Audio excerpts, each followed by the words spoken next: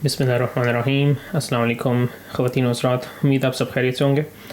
तो ये कंटिन्यूशन कर रहे हैं हम अपनी डायबिटीज़ सीरीज़ की और उसकी कॉम्प्लिकेशंस की वीडियो नंबर 3 है आई थिंक। और इससे पहले मैं 2 वीडियोस कॉम्प्लिकेशंस के बारे में और उससे पहले काफ़ी वीडियोस डायबिटीज़ के बारे में अपलोड कर चुका हूँ। आप मेरे चैनल पे जाके वो सब देख सकते हैं। पिछली वीडियोस में हमने डिस्कस किया कि डायबिटीज़ की कौन सी ऐसी कॉम्प्लिकेशंस हैं जिसके लिए हॉस्पिटल में एडमिशन ज़रूरी हो सकता है और जानलेवा भी हो सकती हैं। और एक और वीडियो थी जिस पर हमने डिस्कस किया कि डायबिटीज़ की वजह से दिल की, दिमाग की और गुर्दों की कैसी बीमारियां हो सकती हैं और उनसे कैसे बचा जाए। आज की इस टॉक में हम डिस्कस करेंगे कि डायबिटीज़ की वजह से कौन सी आँख की बीमारी हो सकती है जिसकी वजह से बिनाई जाने का खदशा भी होता है और इंसान नाबीना भी हो सकता है।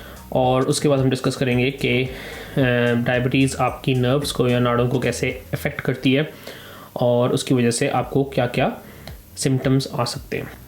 इससे पहले कि हम मज़ीद आगे बढ़ें, मैं ये सजेस्ट करूँगा कि आप डायबिटीज़ सीरीज़ की बाकी सारी वीडियोस जो मेरे यूट्यूब चैनल पे मौजूद हैं उनको देख लीजिए, क्योंकि ये उसी का तसलसल है। तो it will make more sense कि अगर आप वो पहले वीडियोस देख लें। तो शुरू करते। आँख की बीमारी जो डायबिटीज़ की वजह से होती है उससे कई दफ़ा तो सिर्फ मोतिया होता है और कई दफ़ा बिनाई कम्प्लीटली जा भी सकती है। बल्कि कहा यह जाता है कि दुनिया में डायबिटीज़ सबसे बड़ी कॉज है नाबीनापन की 65 ईयर्स से कम की उम्र में। क्यों होती है आँख की बीमारी डायबिटीज़ की वजह से? जैसे मैंने पिछली वीडियो में डिस्कस किया कि डायबिटीज़ जो है उससे आपकी ब्लड वेसल्स इफेक्ट होती हैं और वो पतली होकर नैरो होकर डिज़ीज़ कॉज करती हैं। आई में भी डिफरेंट किस्म की डिज़ीज़ होती हैं। पहले ज़रा डिस्कस कर लेते हैं ज़रा छोटी डिज़ीज़ जो कि है कैटरेक्ट, जिसको मोतिया भी कहा जाता है। तो होता ये है कि जैसे आपकी ब्लड शुगर ज़्यादा रहती है तो ब्लड शुगर ज़्यादा होने की वजह से आपकी जो आँख का लेंस होता है उसमें थोड़ा सा पानी बढ़ जाता है, जिसकी वजह से आपका विजन जो है थोड़ा धुंधला होना शुरू हो जाता है स्टार्ट में। ये अगर आप अपनी ब्लड शुगर कंट्रोल कर लें तो ये कंडीशन रिवर्सिबल है। लेकिन अगर ब्लड शुगर बहुत ज़्यादा रहे काफ़ी अरसे के लिए तो आपकी लेंस के अंदर क्रिस्टल्स बनना शुरू हो जाते हैं, जिसको कैटरेक्ट कहा जाता है, और उसकी वजह से आपकी विजन जो है वो एबनॉर्मल हो सकती है। तो वो अगर एक दफ़ा बन जाए तो फिर आप ये रिवर्सिबल नहीं होता सिर्फ ट्रीटमेंट से, तो इसके लिए आपको सर्जरी करानी पड़ती है कैटरेक्ट कोई करेक्शन के लिए। कैटरेक्ट की सर्जरी उस वक्त करवानी पड़ती है या तो कैटरेक्ट या मोतिया की वजह से आपकी बिनाई पे फ़र्क पड़ा, या कैटरेक्ट की वजह से जो डॉक्टर्स आपकी आंखों की बिनाई देखते हैं, क्योंकि आंखों का एग्जामिनेशन करने के लिए हमें लेंस के थ्रू ही पीछे आपकी आंख के पिछले पर्दे में देखना पड़ता है।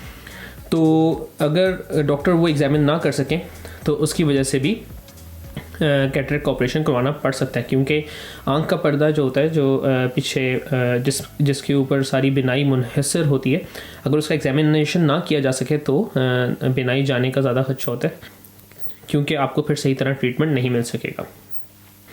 इसके बाद हम जाते हैं सेकंड जो डिज़ीज़ है। सेकंड डिज़ीज़ होती है जिसको रेटिनोपैथी कहा जाता है।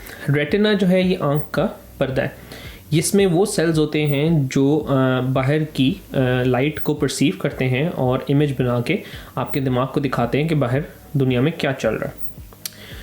रेटिना को ब्लड वेसल्स जाती हैं, और जैसे मैंने पिछली वीडियो में बताया कि डायबिटीज़ में मेन मसला ये होता है कि ब्लड वेसल्स जो हैं उनकी शेप और उनका कैलिबर ख़राब हो जाता है और इसकी वजह से डिज़ीज़ कॉज होती है। अब डिफरेंट किस्म की डायबिटीज़ में डिफरेंट किस्म की रेटिनोपैथी या रेटिना की डिज़ीज़ होती है। टाइप 1 डायबिटीज़ की टाइप्स देखने के लिए मेरी वीडियो है टाइप्स ऑफ डायबिटीज़, वो ज़रूर देखिए। टाइप 1 डायबिटीज़ में ज़्यादातर होती है प्रोलिफरेटिव रेटिनोपैथी, जिसमें होता ये है कि क्योंकि वेसल्स ख़राब हो रही होती हैं तो बॉडी का अपना मैकेनिज्म होता है कि वो नई ब्लड वेसल्स बनाने की कोशिश करती है, लेकिन ये नई ब्लड वेसल्स क्योंकि इमेच्योर होती हैं इनमें से लीकेज हो जाती है और ब्लड जो है वो बाहर आ सकता है, और अगर ब्लीडिंग ज़्यादा हो जाए तो ब्लीडिंग जो है वो लाइट को कट ऑफ कर देती है और आपकी बिनाई जा सकती है उससे। टाइप 2 डायबिटीज़ जो होती है उसमें मोस्टली इसको कहा जाता है मैकुलोपैथी। मैकुला जो है एक एरिया होता है आपकी रेटिना का और आपकी आँख के पर्दे का, जिसमें सबसे ज़्यादा लाइट की परसेप्शन होती है और बहुत ज़्यादा इम्पॉर्टेंट होता है देखने के लिए।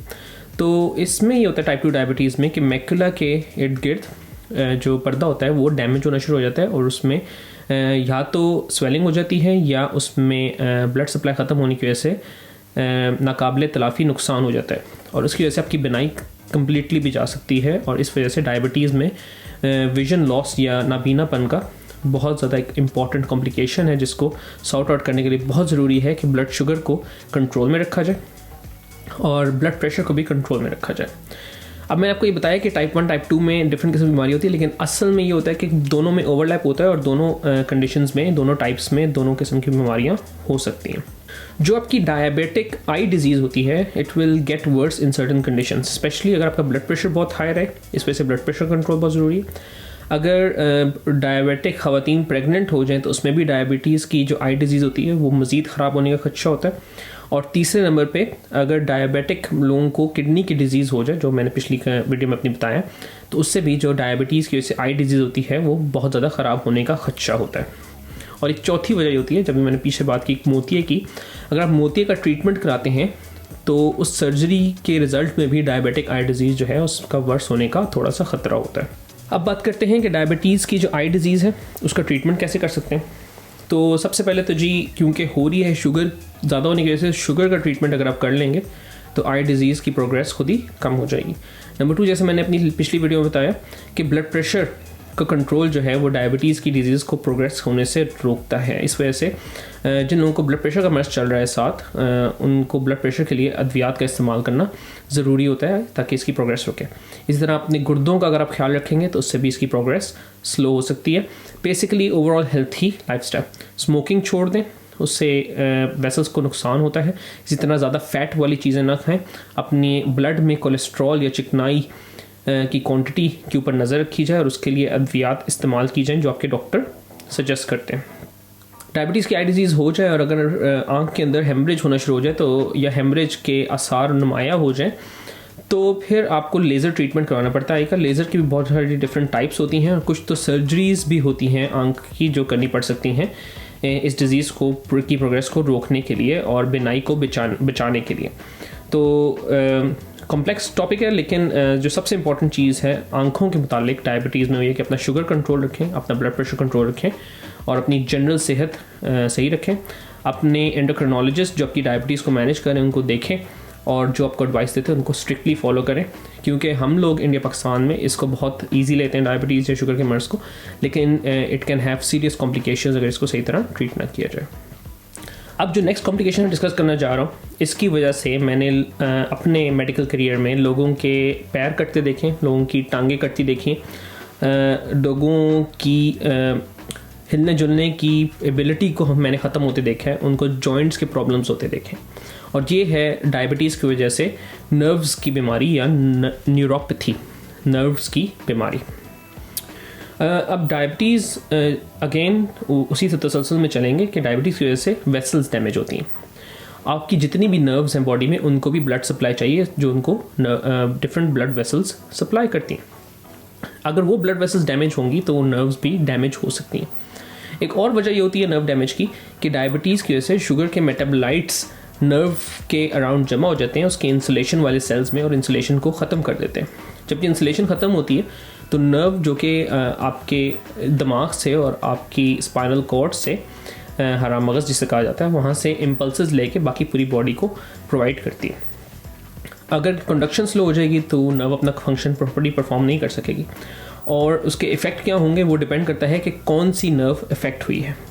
अगर तो आपकी सेंसरी नर्व इफ़ेक्ट हुई है, जो कोई महसूस करने की हिस्स वाली नर्व है, वो इफ़ेक्ट हुई है तो आपकी कुछ सेंसेशंस ख़त्म होना शुरू हो जाएंगी, जिसमें सबसे पहले तो जी आपकी पेन सेंसेशन ख़त्म होती है, दूसरा टेम्परेचर की सेंसेशन ख़त्म होना शुरू हो जाती है, आपको दर्द महसूस होना कम शुरू हो जाती है और टेम्परेचर में आपको गर्म सर्द का पता चलना कम हो जाता है। इसमें ज़्यादा जो इफ़ेक्ट होते हैं पार्ट्स ऑफ बॉडी वो हैं आपके पैर, और पैरों से फिर ये ऊपर की तरफ आती है। अब लोग कहेंगे कि भी पेन तो ख़त्म हो रही है तो वो तो अच्छी बात है, लेकिन अच्छी बात इसलिए नहीं है क्योंकि पेन एक कुदरती निज़ाम है आपको ये बताने का कि आपकी बॉडी को डैमेज हो रहा है।